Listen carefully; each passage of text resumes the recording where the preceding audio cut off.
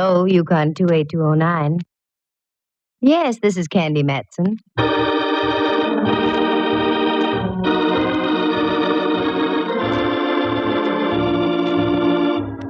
The National Broadcasting Company presents Candy Matson, YUkon 28209.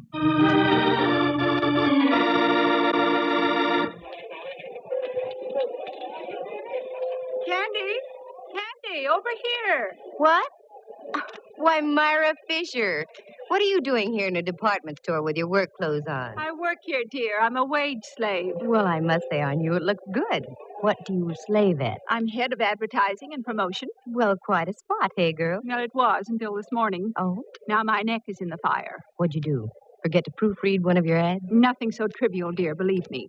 But am I glad to have bumped into you? Maybe you'll change your mind when I tell you I've been shoplifting. No, I'm serious, Candy. Could you spare a moment and come on up to my office? Why, sure. And wipe that frown from off your brow. It's wrinkling your makeup. Well, yours would wrinkle, too, if you had a missing Santa Claus helper on your hands.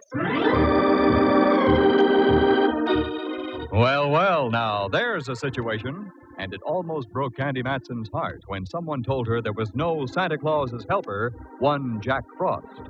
Listen, here she is now to tell you about it. That's right, what the man said. I ran into a deal where we had a missing Santa Claus helper, Jack Frost. The gent with the icicles was supposed to talk to the tiny tots at the Brownstone, one of San Francisco's larger and classier department stores. I'd gone down there that afternoon shopping. I wanted a bow tie for my old pal, Inspector Ray Mallard of the San Francisco Police Department. A bow tie that lit up and spelled Cossack when you pressed the button on the battery. That was when I bumped into this gal, Myra Fisher. We went up to her office on the 6th floor, and she sat me down. Cigaretted me, too.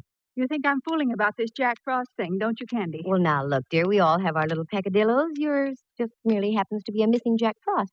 You'll get over it. I refrain from hurling this ashtray at you, Candy, only because of our long acquaintance. Good. Now listen to me. We've had a Santa Claus helper here for almost a month, and a darn good one. The kids were crazy about him. This morning, he didn't show. You don't suppose Jackie boy got in the mood and caught the Christmas spirit, do you? The kind that comes in pints? No, he wasn't that sort of Joe. Well, your answer's simple. Hire a new one. They're hired through an agency. I called the one we do business with, and they're fresh out of Jack Frost. And I've got to get one, Candy. Otherwise, I come down 10 notches in the opinion of the brass. I don't want you to think I'm unsympathetic, Myra, but what can I do? Well, you get around. You know people. Find me somebody. Anybody who'll take over the job of being Jack Frost. Well, okay. I'll do the best I can, Myra. Candy, you're a dear. Yeah, one of Santa's dears. Okay, I'll try and find you a Jack Frost, Myra, but don't hold it against me if he turns out to look more like Humpty Dumpty.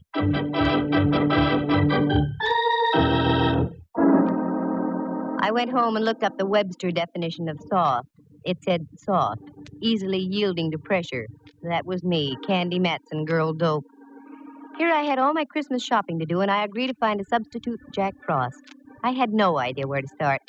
So I changed into something red and green for a stop and go, also for Christmas, and went over to see my friendly advisor, Rembrandt Watson. Rembrandt is a photographer, and excellent, too, now that he doesn't have the sherry shivers or the pork palsies. He lives on California Street, just kitten rompers from Old St. Mary's, with a statue of Sun Yat-sen for company in a park next door. Candy, doll. How delightful. Do come in, won't you? Thanks, Rembrandt. Oh, Pet, you're acquainted with my friend Diogenes Murphy, aren't you? Oh, yes. Hello again, Mr. Murphy. Well, good afternoon, lad. You look prettier than you did the last time I saw you. Uh-oh, here comes the blarney. Young lady, Diogenes Murphy, the honest Irishman, never says a word he doesn't mean. Now, how do you think I managed to sell so many used cars at my place out on Van Ness Avenue? Because you're an honest Irishman. Oh, you're so right, lad. Incidentally, if you need a good car, I can get you one at a very reasonable... Diogenes? Oh, sorry, I got carried away. I didn't mean to barge in on you like this, Rembrandt. Oh, don't be ridiculous, dear. No, don't be. Think nothing of it, lad. I'm on my way now. Rembrandt and I were only discussing the situation of the world. And to what conclusion did you come? It stinks. The bottom of the afternoon to the both of you. Oh, he's quite a boy. Yes, I'm very fond of Diogenes. What brings you around this way, dear? Jack Frost. Yes. Now, getting on with our conversation, what brings you around this way, dear? Jack Frost. Maybe the needle's bad. Shall we try again? I know how you feel. I reacted the same way myself. I'll give you the pocket-sized edition. The Brownstone department store is without a Santa Claus helper, Jack Frost. He didn't show up for work this morning. I said I'd find him a new one. Well, that's very sweet of you, Dove. Very dumb of me, Dove. I know of only one character who even remotely looks like Jack Frost. I met him up in Alaska when I was traveling with the USO. Won't do you much good down here, will it? No, that's why I came to see you, Rembrandt. Don't you keep a cross file on models you've used in photography? As a matter of fact, I do. Here in this little book. Let's see. Men, thin, extremely. I have just one, Pietro Tarantello. Would you care for a Sicilian Jack Frost? In Sicily, yes. Hey, what's that? Where? On that chair next to you. Oh, that's the afternoon paper, dear. Diogenes left it, I imagine. Yes, but on the front page. Here's the whole story about the missing Jack Frost on the front page.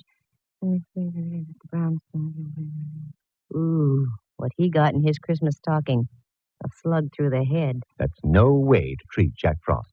And here's a picture of the guy without his false icicles. What the ham? Looks like he stepped right out of an 1890 Shakespearean play. I hate to say this, Rembrandt, but he resembles you. I take back what I said. Rembrandt. Divorce yourself from that tone of voice, Candy. I don't like it. Rembrandt, I've got an idea. You usually do. You like little children. Can't stand them. You like to talk to people. I abhor conversation. You like to be charming. Lost me charm. Gay. Lost me gay. With the help of a few icicles, Ducky, you're going to be Jack Frost.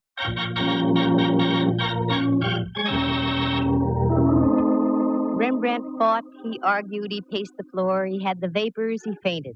I brought him to. I won the argument. I got my friend Myra Fisher on the phone and informed her that one R. Watson would assume the role of Jolly Jack Frost on the morrow. She was delighted. I couldn't say the same for Rembrandt. Then I went home. I was greeted by a sound very much like that of a phone ringing. Using my keen instincts, I figured it was the phone. It was. Hello, Candy Matson. How do you do, Miss Matson? Allow me to introduce myself. Allowed. My name is Burke, Prentice Burke. I'm the first assistant vice president of the Brownstone. Brownstone. Oh, yes, that's a store of some kind, isn't it? Yes. Now, the reason for my call.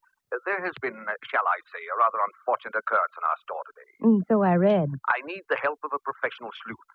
You were highly recommended by the head of our advertising department, Miss Myra Fisher. Aha, the thick plotting. I beg your pardon. Oh, no need to. You didn't do anything. Okay, care to talk to me now, Mr. Burke? I'd much rather have you come down to my office, Miss Matson. This matter is of an extremely confidential nature. I'm your girl, then, figuratively speaking. How long will you be there? As long as necessary. That's up to you. Very well, I'll be there in half an hour if I can find a place to park. I only had time for a fast change, so I made it from Andescray to Taboo. I sniffed at it and felt I was on the right scent. Then I climbed in my car, drove down Kearney Street, waved a crisp single under the nose of a hotel doorman, and had my car taken care of. Then into the Brownstone and up to Mr. Prentice Burke's office. I flipped a hip past the girl's secretary and walked on in. Burke was waiting for me. That was obvious. I could tell by the expression on his face. It was worried look number 12B. How do you do, Mr. Burke? I'm Candy Matson. Sit down, won't you? Thank you. Now, our subject is what? A man named Jordan. That's on another network. I beg your pardon? Oh, that's all right. Now about this Jordan. Yes, Ralph Jordan, to be exact. Well, that's a relief. For a moment, I thought you wanted to talk about Jack Frost. That's just it. He was Jack Frost. Oh, me and my big mouth. He was working here up until yesterday afternoon. Maybe you read about it. He was found shot today. Yes, I read about it. That's the reason I've called you. Why didn't you have your own store detectives take over, Mr. Burke? No. That would never do. I want no one in the store to know what's going on. Ah, intrigue. Quite possibly. I have reason to suspect that Jordan was killed by someone in our employ. I want to find out who that someone was before the police do and get it splashed all over the front pages. Publicity, can't you say? Business has been off all year, and any bad breaks in the press would hurt us that much more. Maybe you've got a point there, I don't know. I know I have. Okay, I'll take the job. You say you have a suspicion. What is it? Well, nothing tangible. It's just a feeling I have. Oh, that's a big help. Well, I'll mush around and see what I can pick up. I'll bill you tomorrow for my first day's work. It's much easier to sustain a friendship on a daily basis. I left Burke looking as though someone had just called his store a bazaar. It was closing time, so I hefted my way through the crush and retrieved my car from the doorman. The Hall of Justice is right on my way home, so I decided to drop in on my old pal Mallard, Inspector Ray Mallard of San Francisco Homicide. A nice guy to serve coffee to on Sunday mornings if you could ever lasso him. I never could get strong enough rope. Candy, what brings you around here? I hate to have my Christmas ruined so early. What about that Jack Frost character? Oh, yeah. Poor guy got it good. Where'd you find him? In his apartment over on 17th. He lived near Seal Stadium. Why so interested, Candy? Rembrandt's a dead ringer for the guy. I still don't get The gal who's head of advertising for the Brownstone was going out of her head for another Jack Frost. I talked Rembrandt into taking the job. Does sound funny, doesn't it? Bring me up to date, Mallard. Did you get any dope on the killing? Nothing but a .45 slug out of the guy's wall. Ballistics is checking it now. Nothing else? If I did, I should tell you. No. Oh, I guess not. This goes beyond just a normal curiosity, Candy. What are you drilling for? Oh, it's only that I'm worried about Rembrandt. I got him the job. I'm responsible. I wouldn't want anything to happen to him. Ask a silly question, Mallard, and you get a silly answer. Okay, let's forget it. How's about dinner tonight? I've fought this thing long enough. Okay. Candy. Yes, Mallard. We've known each other a good long time, haven't we? That's right. Ever since the fair on Treasure Island. We've had our little quarrels, little misunderstandings. Oh, but they never seem to last long, though, do they? No. That's why I feel I have every right to ask you a question. Wait, yes, I'd say you do, Mallard. Maybe I'll ask you tonight. No, go ahead. Now's as good a time as any. Perhaps it is, Candy. You get around a lot. You meet people. Do you know where I can get a couple of tickets to the Rose Bowl game?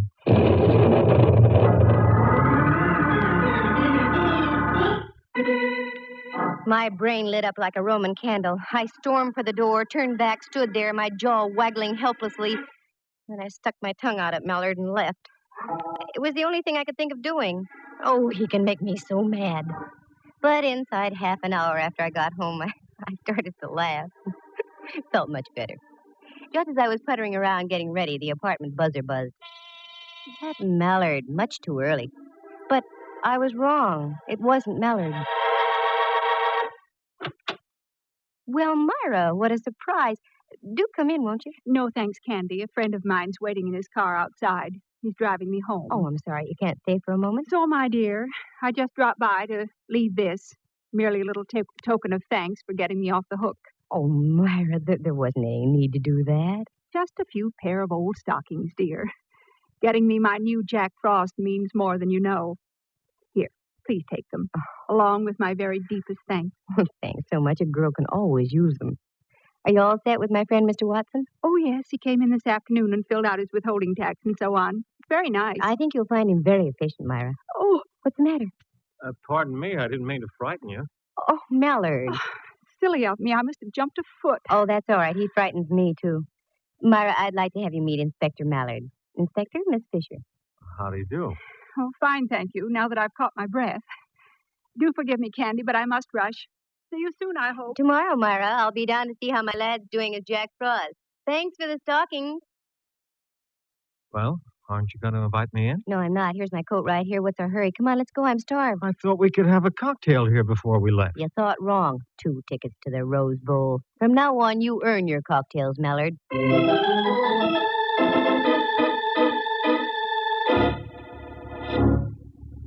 We went downstairs, and as I locked the front door, a car was just driving off. It was Myra, and she waved. And driving, if these tired old eyes hadn't deceived me, was Mr. Prentice Burke, vice president of the Brownstone. Well. Oh, well. Mallard and I climbed into our car and drove out to the Cliff House. It was that kind of an evening. We had dinner, and after, I suggested we walk a bit. The night was crisp and clear, and the evening star was hanging out above the dark waters of the Pacific like an iridescent Japanese lantern. We cut across a little road above Sutro Baths, where an old car barn had once stood, and worked our way over the cliffs and stood high above Land's End. It was exhilarating.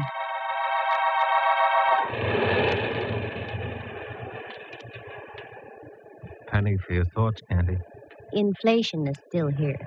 All right, make it 2 pennies. Well, I was just thinking, Mallard, dear, when you see a star in the sky, soft water below, feel Christmas in the air, how can there be violence in the world? An age-old question, pal. One I can't answer. I'm too small. Hey, you're cold.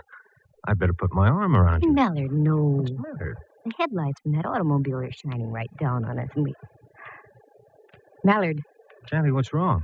got your flashlight with you? Sure. Also my gun and my handcuffs. Anything else we need? A mortar, maybe? The lights from that car. They shone on something. Down there, under that tree. Oh, Candy, just for once, can't you stop digging up a mystery? Be human? I am being human. Come on, Mallard. I want to see what's under that tree.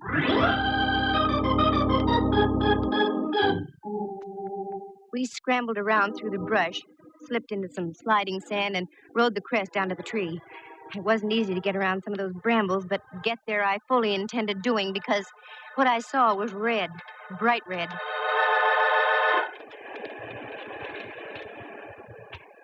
You okay, Candy? Nothing that a new pair of nylons won't fix. Shoot the flashlight over this way a bit, Mallard. There. That's it. Now, do you think I'm dreaming things up? What is it? Wait till I hold it up. Well, looks like some kind of a costume. Right. And look, if those aren't bloodstains, I'm a Labrador retriever. No, you're Candy Matson. Those are bloodstains.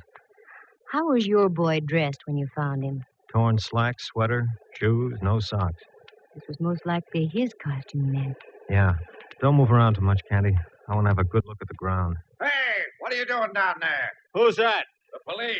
Now get up here and don't try any tricks. That's all right, officer. This is Inspector Mallard. Homicide. Oh, sorry, Inspector. That's all right. Stay right where you are. We'll be right up. Now, this is a break, Candy. I want you to drive me to a phone. I'll leave the officer here to guard the place. You can go home. I've got work to do here, okay? Yeah, sure. For once we had dinner before you had a chance to break the date.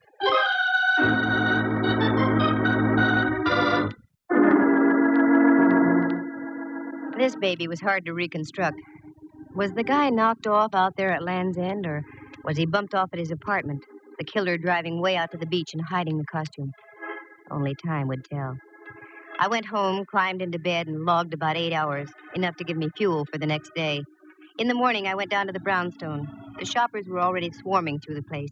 I spotted a floor walker and strolled over to him.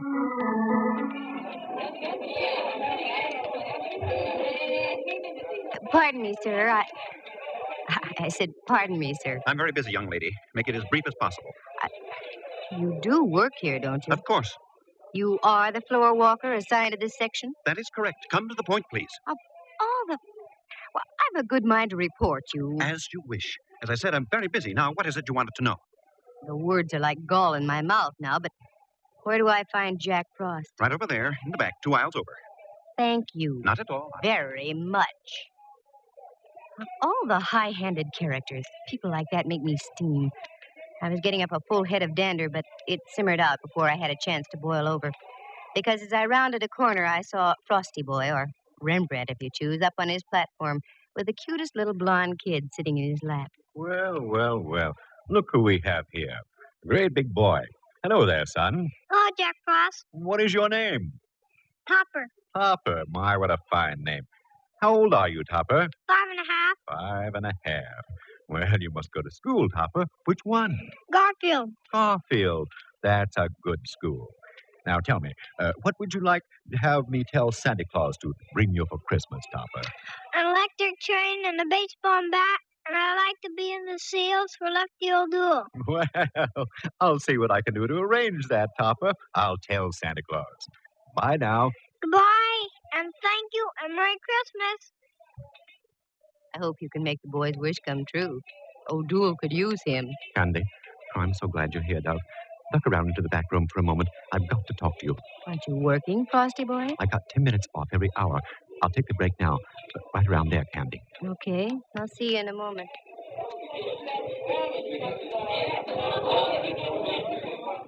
What's the matter, Rembrandt? Even under those icicles, you look warm under the collar. Here, look at this. Every now and then, one of these moppets toddles up to me with a Christmas letter in its hand.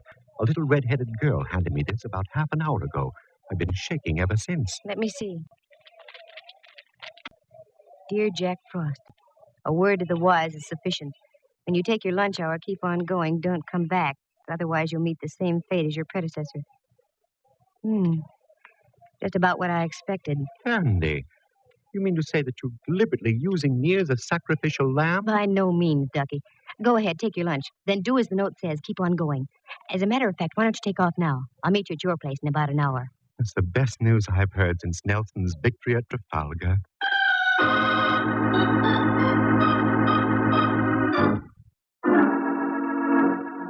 I whipped upstairs, reported to Prentice Burke, got my first day's check, and on my way out told his secretary she better get Burke some smelling salts.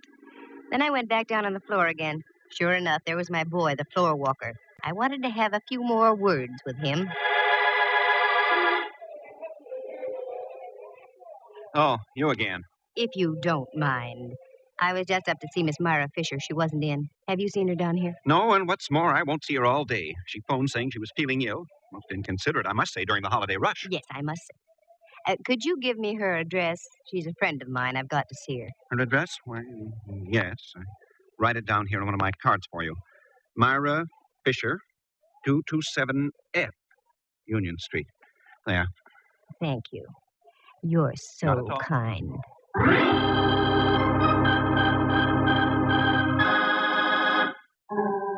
I had all the ammunition I wanted. A check signed by Burke and a card written by the floor walker. His name was Simon Liggett. With that, I ducked into a phone booth and called Mallard. Homicide, Mallard speaking. Good boy. This is Candy. What did you find out at Land's End last night? A couple of very juicy footprints. They give us nothing. Did you make any casts of them? Why, sure. Mind if I borrow a couple of them for a few hours, Mallard? Well, I don't see how it'll hurt. Sure, okay. Thanks, Mallard, dear. I'll be by in a moment. And I want to borrow you, too.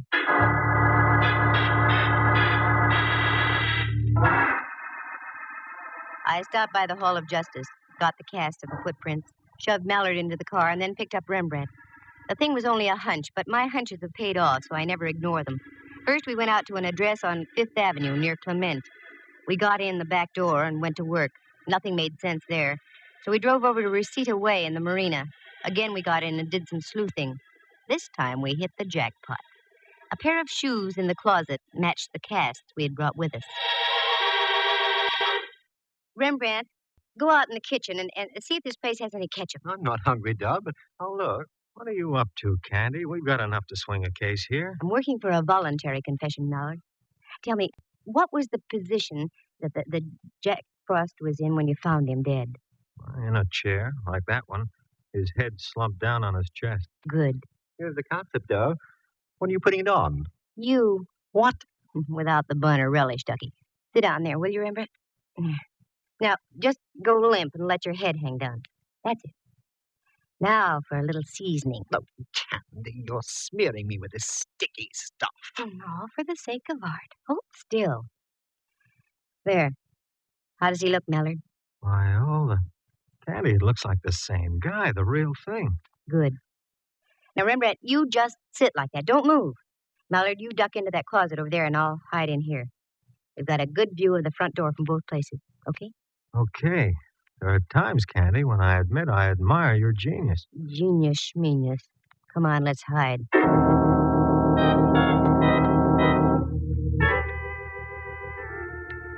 The golden shafts of sun splashing in through the window from the ocean slowly turned pink, then purple, and into twilight. The minutes ticked on. Once... Bless you, but quiet, though, Rembrandt. You'll muss up your ketchup. 5 minutes, 10. Then we heard muffled footsteps coming down the hall and a key inserted in the lock of the apartment door.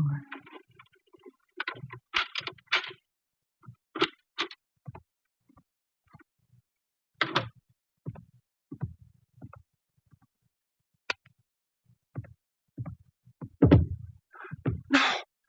Oh, no. It can't be. The old fool I killed. No. Okay, buddy, that'll be about enough. Oh, no. Get him, Mallard. He's ducking. I'll get him. Nice tackle, Mallard. All right, Mac. You're going to remain peaceful, or do I have to give you a little tap? No. I'll be quiet. You got me. I did it. I did it to both of them. I killed them. I killed them. I killed both of them. Both of them? Yeah. Look behind the sofa. The sofa. The girl. Jack Frost. The sofa. The sofa? Right behind the sofa. Wait a minute, Mallard. I had to do it. I couldn't. Oh. But they were going to do it. Oh, Mallard. More trouble, Candy? I killed both of them. I'm glad I did. Yes. An old friend of mine. That job was The mine. late Myra Fisher. I had to.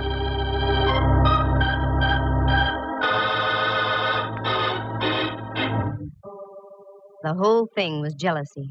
Not the jealousy of a man for a woman, but the jealousy of a man for a job. Simon Liggett had been with the Brownstone for almost 20 years. He'd worked himself up from the stock boy to a place where he'd been promised the job of head of advertising and promotion. He almost got it, except at the last moment, Prentice Burke gave the position to Myra Fisher. That had only been 2 weeks before. He knew that Myra was on a probationary term, so he did everything he could to undermine her. Little things like changing ad copy, sending out false stories to newspapers. He figured that if he could keep the store without a Santa Claus helper, he'd break Myra's back and get the job by the first of the year.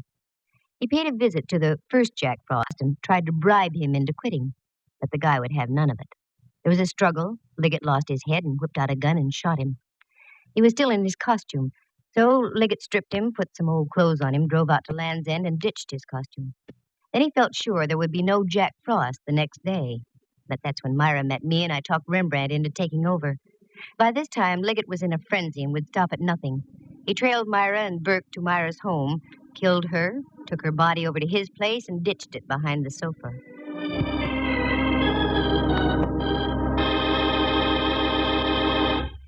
The next morning, he wrote a note to Rembrandt and gave it to one of the little girls waiting in line to see him. Fear and envy were taking their toll on the poor guy's mind. I wanted to compare the handwriting, so I had Burke write me a check and Liggett write Myra's address on a card. Also, we had the footprint cast. Between the two, everything pointed toward Liggett. That's when I staged my little parlor charade with Rembrandt playing the part of a corpse. The sight, with Rembrandt's resemblance to the dead Jack Frost, would shatter anybody into a confession. But Christmas, in spite of everything, is a lovely time of year. And there is a Santa Claus. 3 of them for me, as a matter of fact. Mr. Prentice Burke, who sent me a very nice check for my efforts. Rembrandt Watson, who, out of sheer love for the job, went back to playing Jack Frost for all the kids at the Brownstone. And last but not least, Inspector Ray Mallard. He gave me a Christmas sock, right on my mouth, just where any well-placed Christmas sock should go.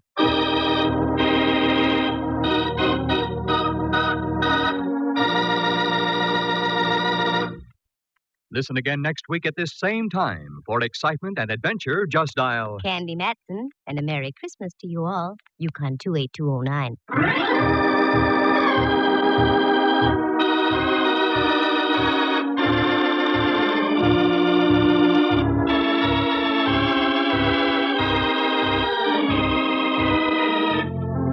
Heard tonight were Helen Klebe as Myra Fisher, Lou Tobin as Prentice Burke, and John Grover as Simon Liggett.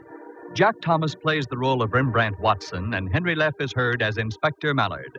The program stars Natalie Masters as Candy and is written and produced by Monty Masters. Sound effects were created by Bill Brownell and Jay Rendon. Eloise Rowan is heard at the organ. The characters in tonight's story are entirely fictitious, with the exception of the part of Topper, which was played by himself. Any resemblance to actual people is purely coincidental. The program came to you from San Francisco. Dudley Manlove speaking.